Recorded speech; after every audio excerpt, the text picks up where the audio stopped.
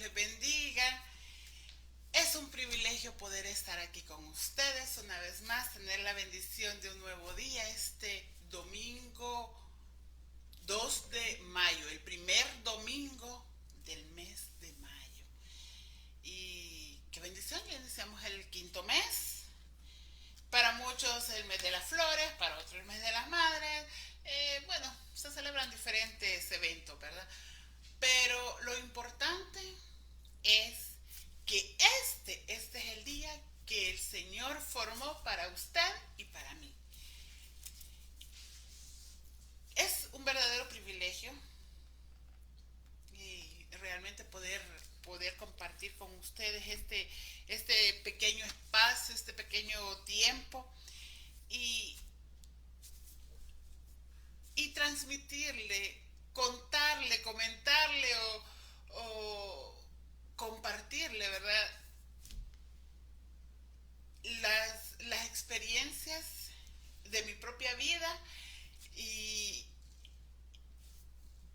lo que la palabra de Dios nos trae a nosotros en esa experiencia, esa comunión con nuestro Dios. Y nuevamente quiero hablarles del devocional familiar que hemos tenido este día en mi hogar. Y seguimos estudiando el Salmo 91. El Salmo 91 es, es un cúmulo de promesas, y lo decíamos el domingo pasado.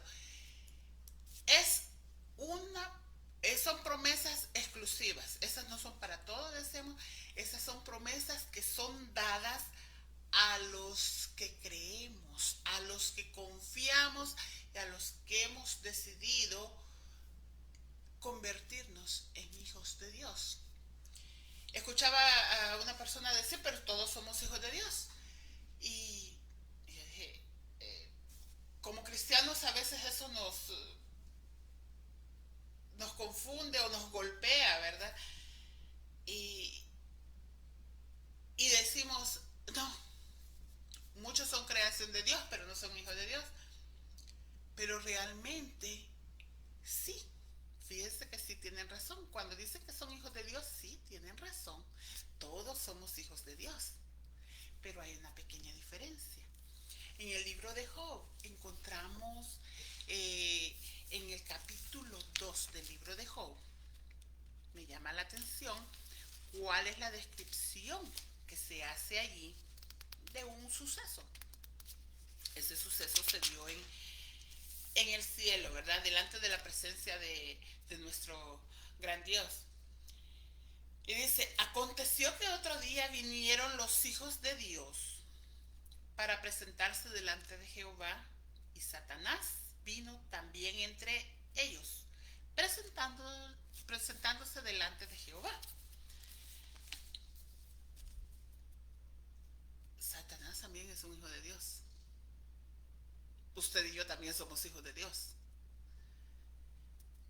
Ahora, la diferencia está en que somos hijos creados, ¿verdad? Somos hijos porque somos parte de su creación, ¿verdad? No estamos aquí por suerte, no estamos aquí como por una explosión, como decían que el Big Bang y tantas cosas. Tampoco venimos porque del mono hayamos salido eh, este, y tantas teorías que hay, ¿verdad? Estamos aquí porque somos creación de Dios. Todo en el universo, todo particularmente en nuestro planeta Tierra, es creación de Dios. Pero lo que hace la diferencia entre un hijo como creación de Dios a un hijo de Dios con todos los privilegios que eso compete es la sangre de Cristo. Sencillamente, cuando nosotros decidimos creer y aceptar a Jesucristo como nuestro Señor y Salvador y estar dispuestos a que Él nos transforme y a que Él haga de nosotros nuevas criaturas, entonces pasamos a ser hijos de Dios por adopción, comprados a precio altísimo, el precio de la sangre del Cordero derramada en la cruz del Calvario. esa es la pequeña diferencia. Pero bien, ahora, como les decía, quiero compartir con ustedes el devocional que tuvimos en familia en ese día y, y quiero hacerlo con una pregunta. Um, ¿Le preocupa a su familia?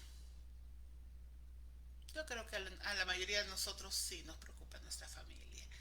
Eh, todos nuestros seres queridos, pues nuestros padres, nuestros hermanos, nuestros tíos, nuestros primos, nuestros sobrinos, no importa en qué grado sean ese parentesco, pero a todos nos preocupan, a todos nos preocupa en alguna forma, en alguna cuantía, ¿verdad? Este, yo hablaba hace un tiempo, o mejor dicho, posteaba en el Facebook hace un tiempo, este, precisamente por el fallecimiento de a quien yo llamé por mucho tiempo mi abuelo. Este, las personas que lo conocían pensaban que él era mi papá, otros escuchaban que yo le decía tío, otros pensaban que yo le decía abuelo, y, y la verdad el parentesco ya era bastante lejano, si lo vemos así en el término de grados de parentesco. Pero él tuvo tantos detalles hermosos conmigo y, y pues quienes me conocen saben que este mi padre biológico no me quiso reconocer, ¿verdad? Como su hija. Y entonces, en mi partida de nacimiento yo aparezco nada más con el reconocida por mi madre, pues, y como tal, solo su apellido. Entonces, pero eh, como hogar, en el hogar donde yo crecí, hacía falta esa figura paterna, ¿verdad? Pero este tío, este abuelo, este papá vino y ocupó ese lugar. Y le digo, fue alguien tan especial para mí, lo sigue siendo a pesar de que ya físicamente no está con nosotros, pero eh, él él sigue siendo esa figura paterna que humanamente yo vi.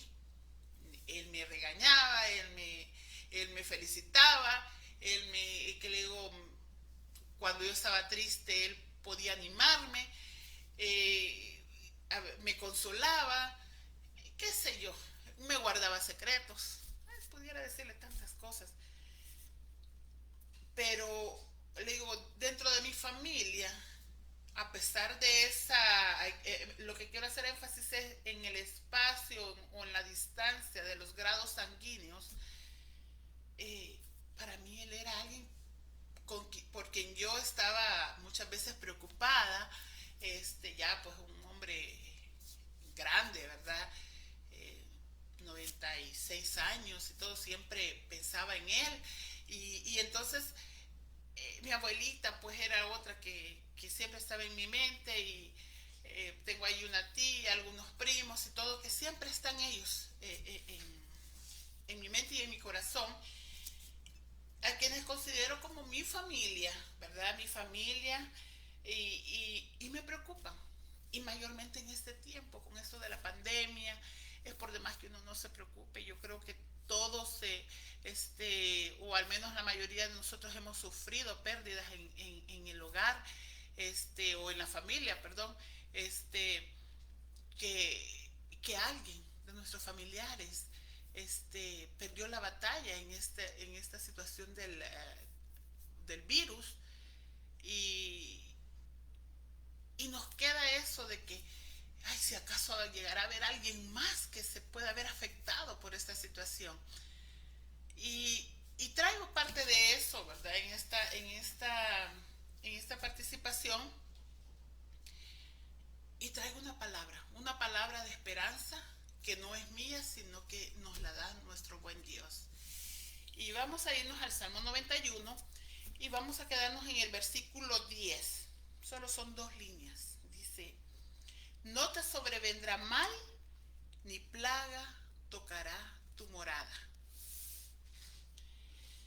En el versículo, perdón, el domingo anterior, en el devocional que tuvimos, leímos el versículo 9, leímos del 7 al 9, pero voy a hacer énfasis en el 9, que dice, porque has puesto a Jehová, que es mi esperanza, al Altísimo por tu habitación. Quiero señalar, este es un salmo condicional, y está de que si usted no cumple una cosa, usted no puede tener la otra. Le dije, este salmo, les he hecho énfasis en eso, este salmo es una promesa, pero no es promesa para todos, es promesa exclusivamente para los hijos de Dios comprados con sangre por Cristo en la cruz del Calvario. No es de que, sí, esto es para mí, no. Ahí está esa condicional empezando ahí. Después viene otra parte ahí. ¿Cuál es la otra parte? ¿Cómo inicia el salmo? Y les decía el domingo anterior que un día lo vamos a ver más en detalle, pero hoy lo vamos a ver así a grandes rasgos. El Salmo 91 inicia con esto: el que habita al abrigo del Altísimo morará bajo la sombra del Omnipotente. ¿Qué es habitar? Habitar no es más que ocupar un lugar. Ocupar un lugar y tomar la decisión de vivir allí. Entonces, pero cuando usted toma esa decisión de vivir allí, ese habitar se va a transformar en morada o en morar. ¿Y qué es morar? Más allá de vivir en un lugar determinado, ¿verdad? Que es lo que habíamos dicho de la definición de habitar, dice, es vivir. ¿Y qué es vivir? Usted en su casa, yo no puedo decir, yo habito en este apartamento, si yo permanezco más en otro lugar, pues, o sea, yo voy a comer a otra parte, yo voy a dormir a otro lugar, cuando quiero hacer un pequeño descanso me voy a otro lado, si quiero estudiar me voy a otro. Entonces, eso no puede ser mi morada. Porque si esta es mi morada, yo voy a dormir, yo voy a comer, yo voy a estudiar, yo voy a hacer todo en este lugar. Entonces, yo podré salir, ¿verdad? A hacer diligencias, pero este es mi morada. Aquí es donde a mí me pueden encontrar, aquí es donde yo estoy la mayoría del tiempo. Este es el lugar seguro para mí. Entonces, morar, en este caso, morar bajo la sombra del Omnipotente es permanecer allí. Y para permanecer nosotros tenemos que buscar la comunión con nuestro Dios para de verdad que Él sea nuestra morada. Porque al decidir nosotros llegar y habitar bajo su abrigo, entonces dice, vamos a morar desde ese momento bajo su sombra. Pero tenemos que cumplir los requisitos de permanecer allí. Esa permanencia es la que nos va a dar la pauta de que Él va a ser nuestra habitación y nuestra morada. Entonces, estábamos hablando de que hay una condicional siempre. Entonces, el Salmo 91 empieza allí, pero hemos leído que en el versículo 9 dice que yo he puesto a Jehová por mi esperanza. O sea, yo no tengo esperanza, que si tengo dinero, que si tengo trabajo, que si tengo salud, que si tengo una casa, ¿qué más? ¿Qué más puede ser que le dé a usted esa la confianza o que sea su esperanza, porque cuando decimos mi esperanza, la mira, ¿verdad? Siempre está puesta allí. Entonces, por lo tanto, si aquello es su esperanza, aquello también se va a convertir en su confianza. Y entonces, si yo pongo en Jehová mi esperanza, dice, tengo que también tener al Altísimo por mi habitación. Entonces, no es que, sí, ¿verdad? Yo tengo mi esperanza puesta en Dios, pero estoy, qué sé yo, hablaba ahora dentro del devocional, este, ¿qué tal si mi esperanza está puesta en que yo me voy a ganar la lotería? Que el próximo sorteo que haya yo me voy a sacar el premio mayor y qué sé yo cuántos millones me vayan a dar. Entonces, eso no encaja, no concuerda, ¿verdad? Entonces, para nosotros poder recibir el beneficio de que no nos sobrevendrá mal, ni plaga tocará la morada de nosotros, que es el beneficio que está en el versículo 10, yo tengo antes que hacer mío el versículo 9. Mi esperanza es Jehová y el Altísimo es mi habitación. Entonces, pero con todo esto quiero decir algo más.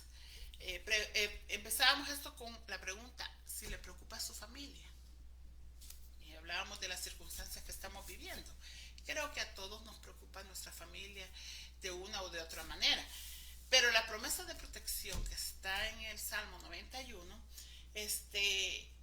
y particularmente en este versículo, va más allá de nosotros mismos.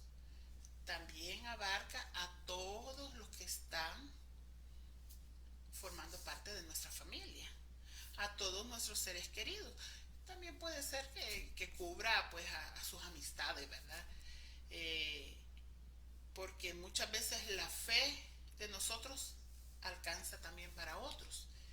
Y, y hablando de eso, de la decisión de que yo voy a habitar al abrigo, a la sombra del Altísimo, Él va a ser mi habitación, me va a llevar a hacer una confesión como la que hizo Josué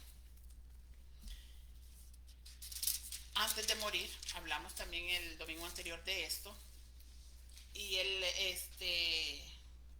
en el libro de Josué, capítulo 24, versículo 15, dice, y si mal os parece servir a Jehová, escogeos hoy a quien sirváis.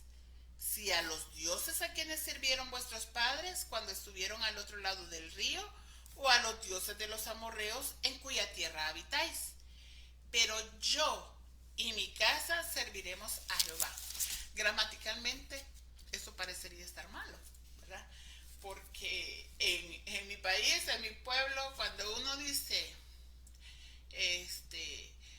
por decir algún ejemplo, ¿y quiénes iban? Ah, pues íbamos yo y mi mamá.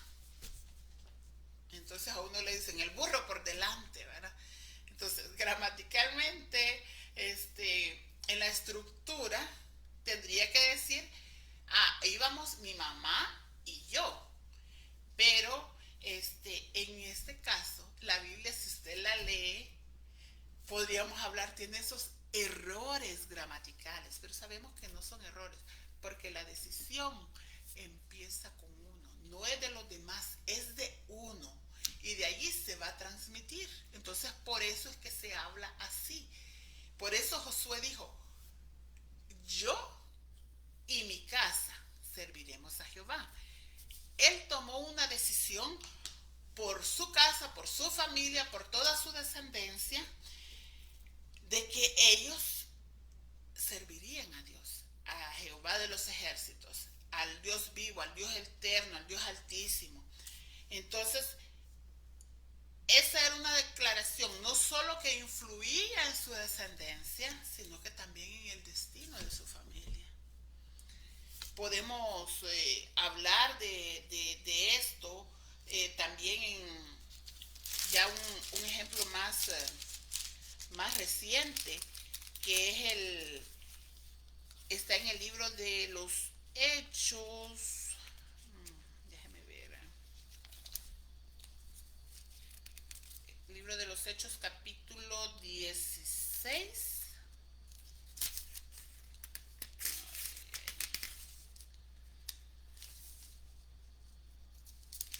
Libro de los Hechos capítulo 16.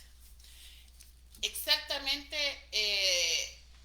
empezando en el versículo 11. El capítulo habla de que Timoteo acompaña a Pablo y a Silas, dice, en uno de sus viajes. Y en ese viaje llegaron a Filipos. Y en Filipos fueron encarcelados. Entonces, porque ellos eran considerados que ellos alborotaban al pueblo, ¿verdad? Alborotaban la ciudad. Y, y entonces los acusaban de enseñar costumbres que no eran legales, no eran lícitas para aquella ciudad, ¿verdad? Entonces, pues, transgredían la ley según las autoridades, y entonces al transgredir la ley, porque hay que aclarar que en este caso, ellos estaban hablando del evangelio a los romanos.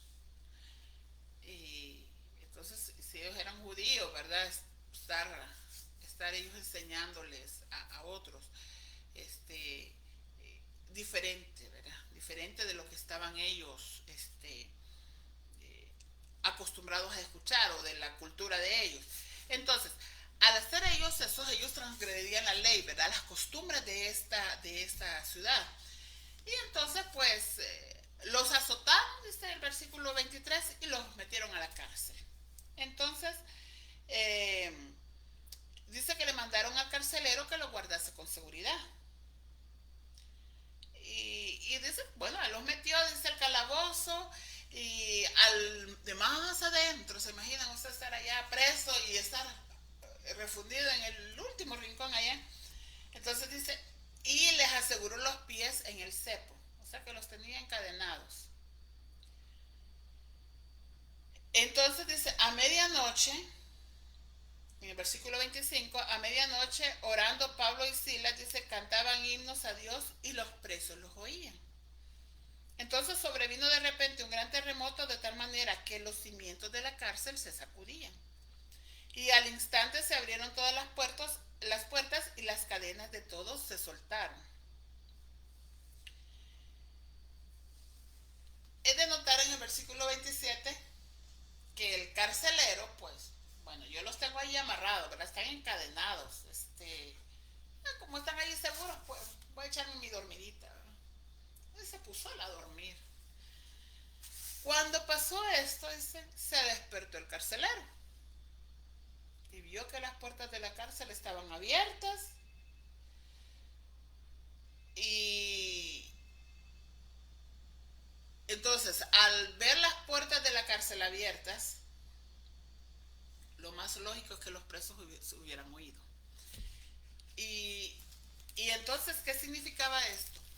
Que a él lo iban a matar, porque se había descuidado de su trabajo, no lo había hecho bien. Entonces, no le tocaba otra cosa más que un juicio y por ende la muerte. Entonces, dice que cuando él vio esto, sacó su espada y se iba a matar, pensando que los presos habían huido. Pero Pablo le gritó, ¿verdad? Dice aquí, Pablo clamó a gran voz y le dijo que no se hiciera ningún mal, porque todos estaban allí. Entonces, hay que aclarar acá en el versículo 29, dice, él entonces pidiendo luz se precipitó adentro y temblando se postró a los pies de Pablo y de Silas. O sea, el lugar estaba oscuro. Ya le llevaron una antorcha, ¿verdad? Llevaron la lamparita para ir a alumbrarle. Entonces, y él hizo una pregunta. No dice la palabra aquí qué fue lo que pasó, o sea, o mejor dicho, si hubo una conversación allí. Obvio que él tuvo que haber escuchado lo que estos hombres predicaban antes de ser encarcelados. Entonces, pero muy diferente es oírlo, y oír lo que lo dicen por ahí, a que uno le preste la atención. Se pueden oír muchas cosas, pero escuchar es otra. Escuchar es prestar atención.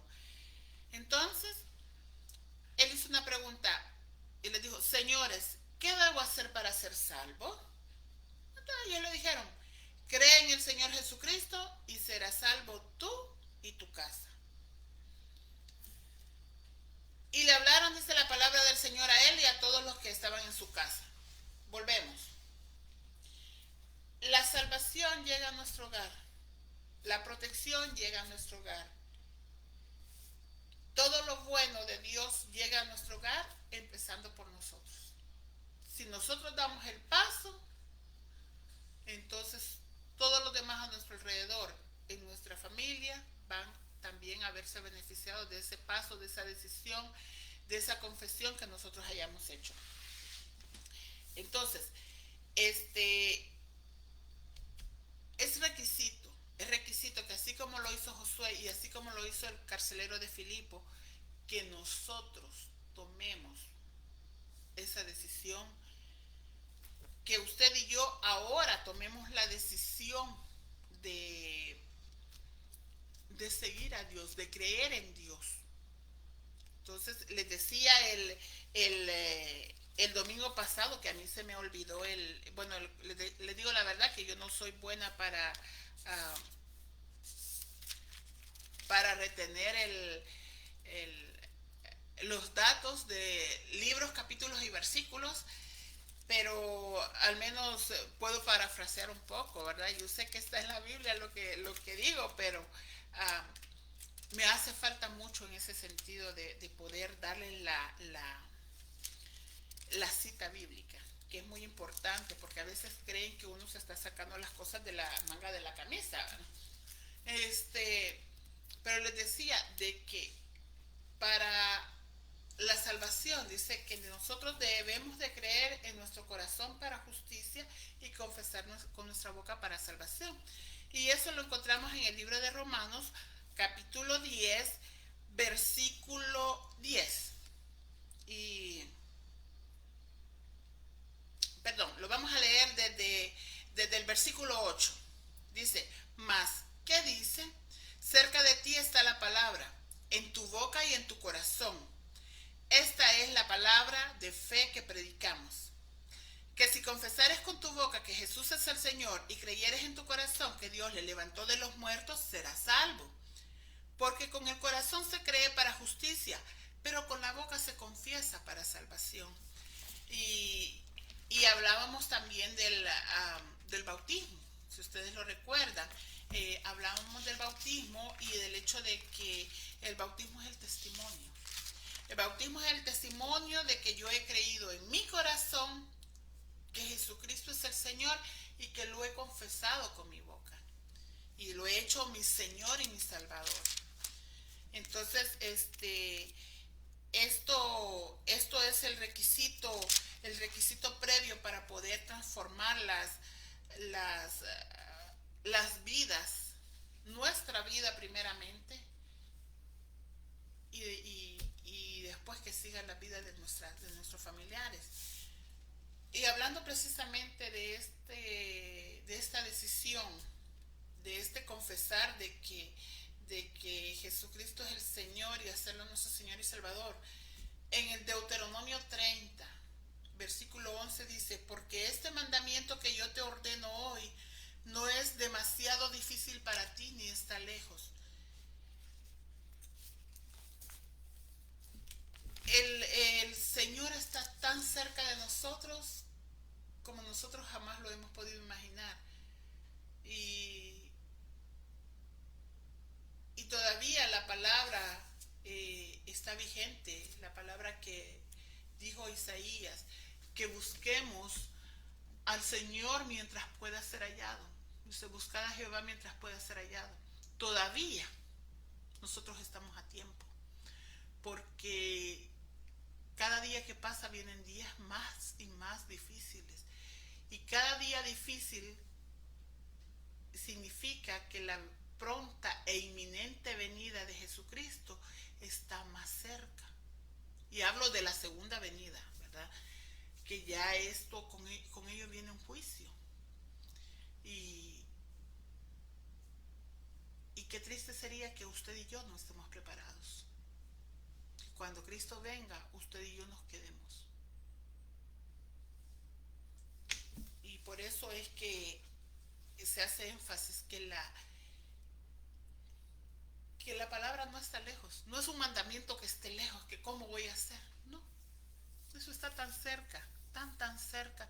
Solo es que usted quiera hacerlo, que yo quiera hacerlo, para que nosotros podamos eh, eh, convertirnos en hijos de Dios por adopción, comprados con la sangre preciosa de Cristo.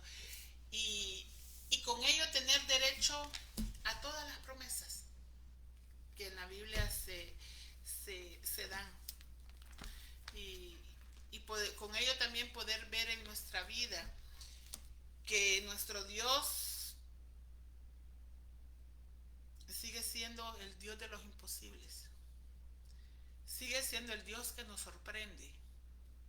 Porque le digo algo que a mí me fascina. Y yo lo digo. Yo voy a hablar algo un poquito contradictorio, ¿no? Pero en lo personal, si alguien me quiere agradar, a veces hay personas que quieren darme una sorpresa. A mí no me gustan las sorpresas. Son, al final de cuentas terminan siendo desagradables, ¿verdad? Por bonitas que sean, pero a veces se transforman en desagradables. Pero las sorpresas que Dios nos da no van a ser sorpresas que nos van a traer ni tristeza, ni congoja, ni dolor. No van a ser sorpresas desagradables. Siempre las sorpresas que Dios nos trae a nosotros son sorpresas que nos van a llenar, nos van a satisfacer todo nuestro ser. Y en lo personal le digo, cuando Dios a mí me sorprende, yo me siento como que soy una niña y que le han dado ese regalo, ¿verdad? Y la emoción de tener que abrir ese regalo, a ver qué es lo que hay allá adentro. Y yo lo siento así. Y disfruto. Y he aprendido a agradecerle a Dios esas sorpresas. Y le digo, cada día, yo le pido a Dios que Él me sorprenda. Porque de verdad que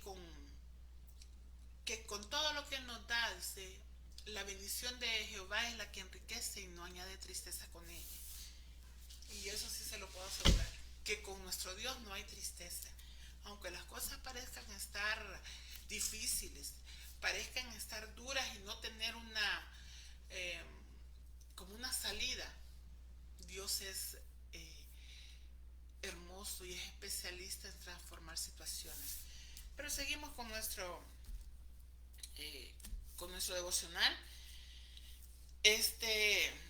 Cuando nosotros realmente estamos confiados en Dios, confiamos también en su fidelidad y que Él es capaz de cumplir todas y cada una de las promesas que nos hace. Y entonces eso nos lleva a que nosotros no tengamos miedo de qué es lo que va a venir. No, si yo sé en quién he confiado, pues entonces no te sobrevendrá mal ni plaga tocará tu morada.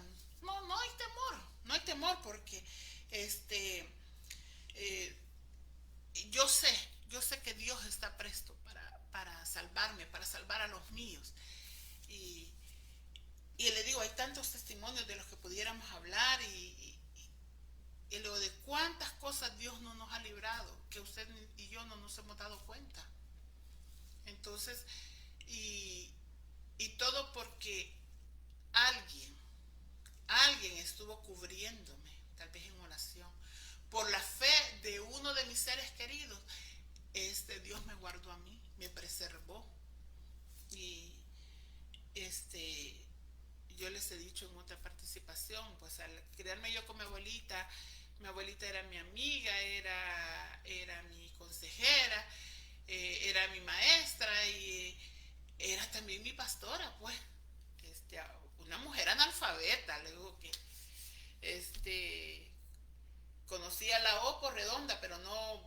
que ella hubiera estudiado, no sabía ni leer y ella aprendió a leer en la Biblia, ¿verdad? Pero le digo, esta mujer siempre oraba por mí y ella siempre me cubría en oración. Este, por mi trabajo había ocasiones que yo tenía que recorrer distancias largas o a zonas peligrosas, en carreteras también peligrosas, y ella siempre vivía con con con ese temor quizás de que a mí me fuera a pasar algo, pero ella inmediatamente se refugiaba en Dios y ella clamaba, pues, y ella le pedía a Dios que me guardara.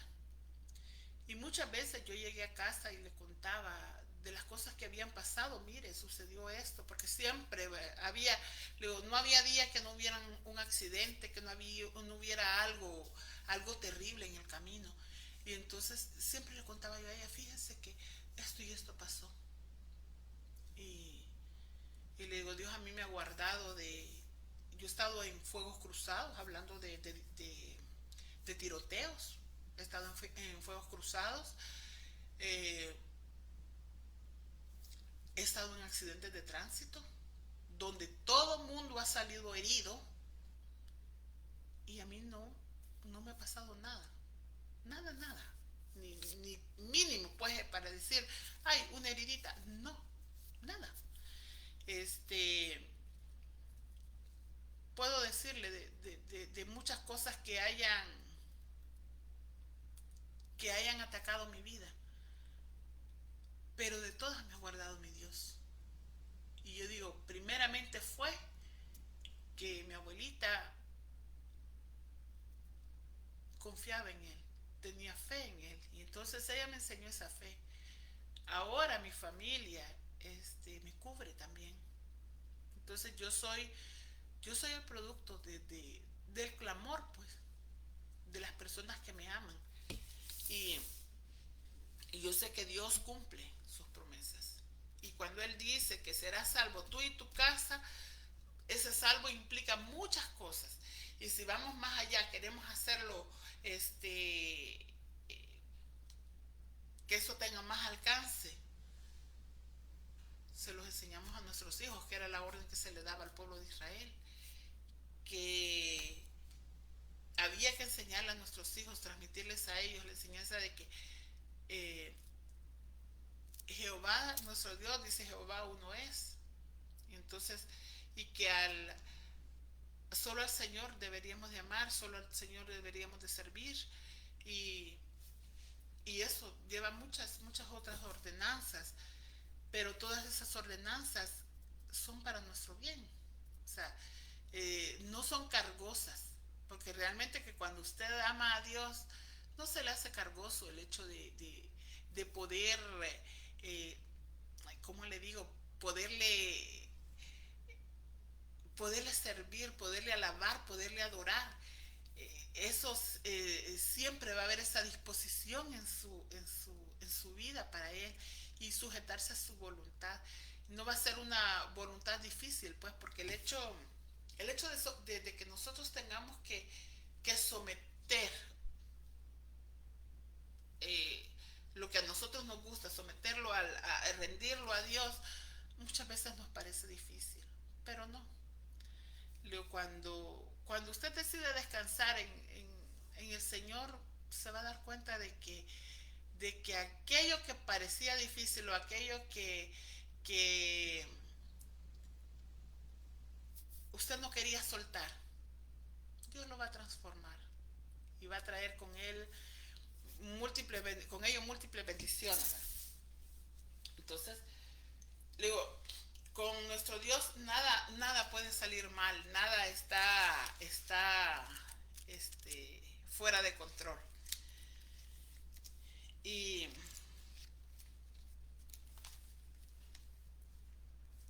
y le digo, podemos estar seguros que con nuestro Dios podemos hacer nuestro el versículo 7 del capítulo 112 del libro de los Salmos, que dice, no tendrá temor de malas noticias, su corazón está firme, confiado en Jehová. Cuando nosotros confiamos en Él, le digo, como humanos tenemos preocupaciones, somos humanos, dejaríamos de serlo si no los tuviéramos, pero, pero Él es el que nos fortalece, Él es el que nos sostiene y Él es el que nos libra, ¿verdad? Él tiene tantas promesas, dice que cuando pasemos por las aguas no nos va a negar y si por el fuego la llama no arderá en nosotros. Y así hay tantas promesas de protección, pero siempre está la decisión, el punto de partida. El punto de partida es que usted y yo tomemos la iniciativa. ¿Y, y cómo va esta iniciativa? Este, la iniciativa empieza a sembrar esa semillita. Jesucristo siempre, bueno, parte de su enseñanza, mejor dicho, fue a manera de parábolas. O sea, que él contaba para que la gente entendiera. Muchas veces si a nosotros nos hablan con palabras sofisticadas, con palabras técnicas, nosotros nos vamos a quedar, ¿y qué dijo? ¿Verdad? Pero si nos hablan a la manera del pueblo, de la manera de nuestro vocabulario, ¿verdad? Como decimos, la jerga o el argot de nuestro pueblo, eh, el caló, ¿verdad?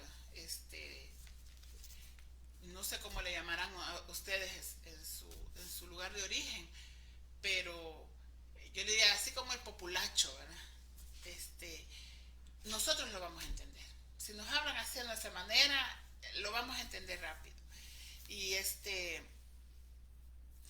y Jesucristo tenía esa particularidad de hablar y de hacerle entender al pueblo de la manera más bonita y más sencilla, ¿verdad?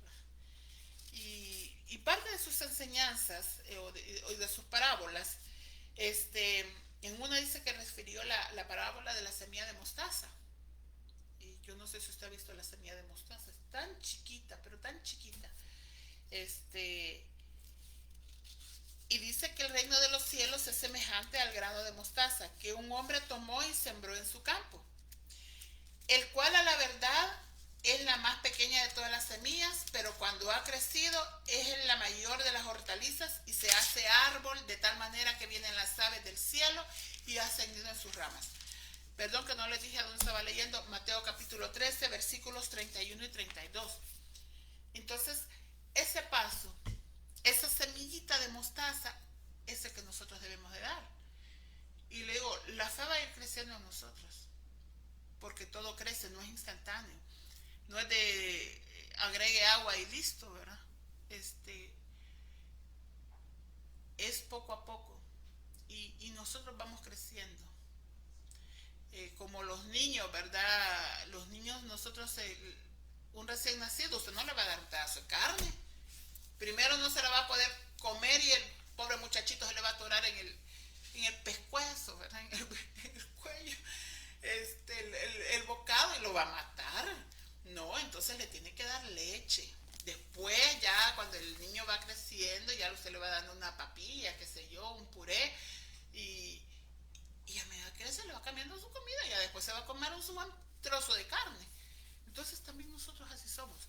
La palabra nos hace ver como que somos niños y dice que nosotros debemos de ir buscando crecer para dejar de ser niños, de estar dependiendo de la leche, ¿verdad? Y llegar a comer la comida sólida. Pero la palabra es así, va de poquito a poquito. Entonces, como la semilla de mostaza, hoy estamos chiquitos, pero mañana vamos a crecer de tal manera que vamos a llegar a ser árboles frondosos. Y dice que van a venir las aves y van a hacer nido en nuestras ramas. Eso me hace pensar cuando las personas vienen y le piden oración a uno. Yo he escuchado muchos que dicen, ay, pero es que Dios a usted lo escucha. No, que mire que es que usted tiene fe. ¿Qué me está diciendo? Que no tiene fe la persona. Entonces, ¿qué me está pidiendo oración? Digo yo a veces. Pero, le digo, la fe va creciendo. Pero como hablábamos, en este caso, ese crecimiento, de tal manera, esas ramas estas aves que vienen a hacer nido en esas ramas, son las personas que vienen a nosotros a refugiarse en la fe que, que ha crecido en nosotros. En el Nuevo Testamento hay uno de los milagros que Cristo hizo, que dice que unos amigos llevaban a un paralítico. Entonces estaba Cristo predicando en una casa, pues enseñando. Y me imagino que la casa estaba tan llena que los amigos no podían pasar con el otro amigo, con el amigo paralítico. Dice que abrieron un hoyo en el techo y lo hicieron bajar. Y entonces, Dios lo sanó, o sea, Cristo lo sanó y, y lo levantó de su parálisis, de ese lecho de enfermo donde él estaba. Y, y salió caminando de allí, ¿verdad? Toma tu lecho y anda. Pero lo que más llama la atención de esta porción de las escrituras o de este suceso, es el hecho que no fue el paralítico el que vino. Me imagino que él tuvo que haber querido ir, porque de otra manera, si él hubiera dicho, no, no me lleven, no, no, no quiero ir, no quiero ir, no quiero ir, entonces sus amigos no hubieran podido llevarlo. Pero si sus amigos le dijeron, mira, ¿por qué no vas? Pues te llevamos nosotros. Algo puede pasar, pues. Lo más que podía suceder era que Cristo no lo sanara y el hombre lo tuvieran que volver a su casa. Pero el suceso, el suceso radica no en la fe del paralítico. Para mí, hablo mi interpretación. No radica en la fe del paralítico, radica en la fe de los amigos de él. ¿Cuántos de nosotros estamos orando por nuestros amigos, por las personas que queremos? Como le decía, la pregunta ahora es si le preocupa a su familia. Voy a extender y voy a cambiar quizás la pregunta. ¿Les preocupan sus seres queridos? Sus seres queridos están su familia, sus amigos, pueden estar sus compañeros de trabajo. Pueden haber tantos metidos en esa pregunta. Y le digo, ¿le preocupan? Use su fe para que pueda confiar en la protección que Dios trae para ellos. Y entonces, como estos amigos trajeron a este paralítico ante Cristo, y le digo, la fe de ellos, por la fe de estos, porque ese es el énfasis que hizo Cristo también, por la fe de estos. Y, y, y le digo, es maravilloso poder interceder, poder llegar a convertirse en ese refugio donde puedan acudir otros y saber de que allí hay algo bueno, de allí se puede obtener algo bueno. ¿Por qué? Porque Dios ha hecho de nosotros nuevas criaturas y que podemos traer luz en medio de las tinieblas. Y, y le digo, esto me hace pensar en un suceso eh, de hace muchos, pero muchos años atrás. Fue durante la Segunda Guerra Mundial. Hay un lugar en Texas que se llama Cedar, algo así. Es un lugar pequeño, es un lugar que, que según lo que estaba investigando esta ciudad, no tendrá más de que 3,5 kilómetros. O sea, no tiene ni los 4 kilómetros kilómetros, 4 kilómetros cuadrados, ¿verdad? De extensión. Es un lugar pequeño. La ciudad tenía aproximadamente en el censo del 2010, dice que la ciudad tenía aproximadamente 1.364 habitantes. Estamos hablando de que habían como 425 habitantes aproximadamente por kilómetro cuadrado. Y uno dirá, no, pero es que es una ciudad chiquita, una población pequeña, o sea, ¿Cuál es lo relevante que puede haber? Yo le daría una pregunta antes de continuar. ¿Cuántos son los miembros de su familia? Hablando entre tíos, primos, o sea, la familia nuclear y su familia extendida, ¿verdad? Este, de los que nosotros conocemos. Quizás muchos no llegan, le digo, no llegarán quizás ni a 100 personas. Pero con esta pandemia, quizás me atrevería a decir que no hay familia donde no ha habido un contagiado. Y más allá quizás no hay familia donde no ha habido un muerto.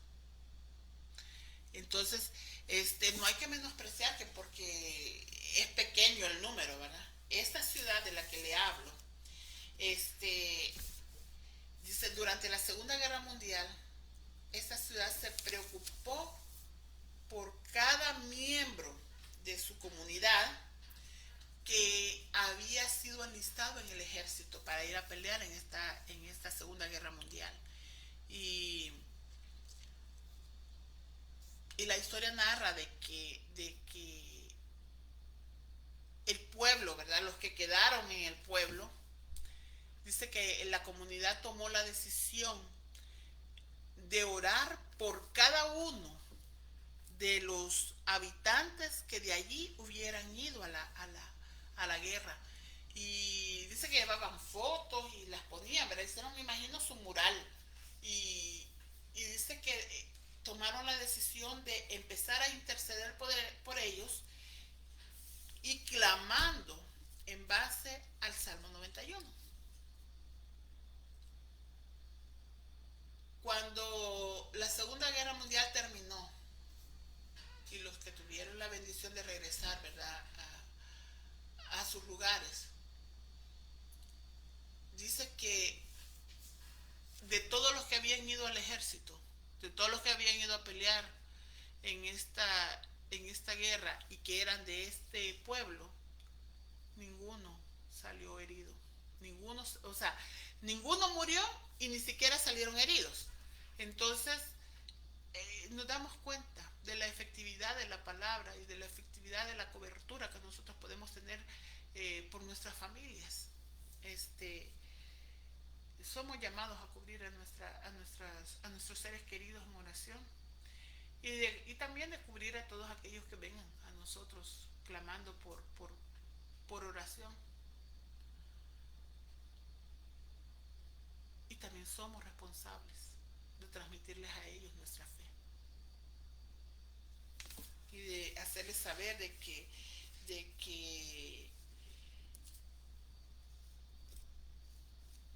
Dios siempre cumple sus promesas, pero que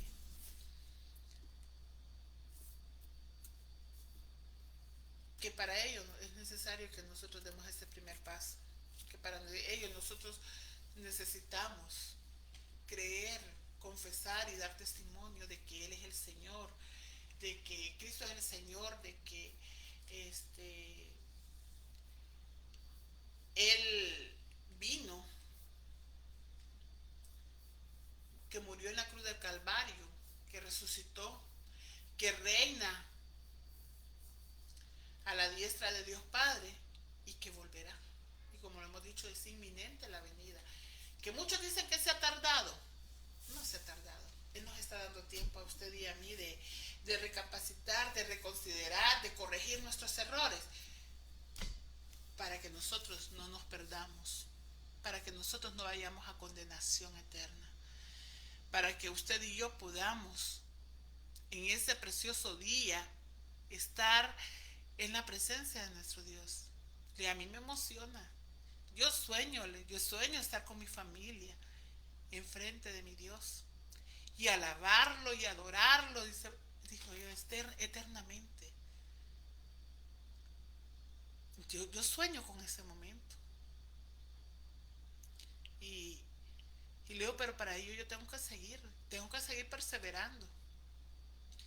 Y tengo que seguir enseñando a otros y enseñando también a mi familia, porque también hay muchos que no conocen de la palabra, muchos cuyo corazón está duro todavía, pero ese es mi trabajo, Ese es mi trabajo ahora. Y, y mientras puedo culminar mi trabajo, yo tengo que clamar por ellos. Y esto es lo que hoy traía para usted.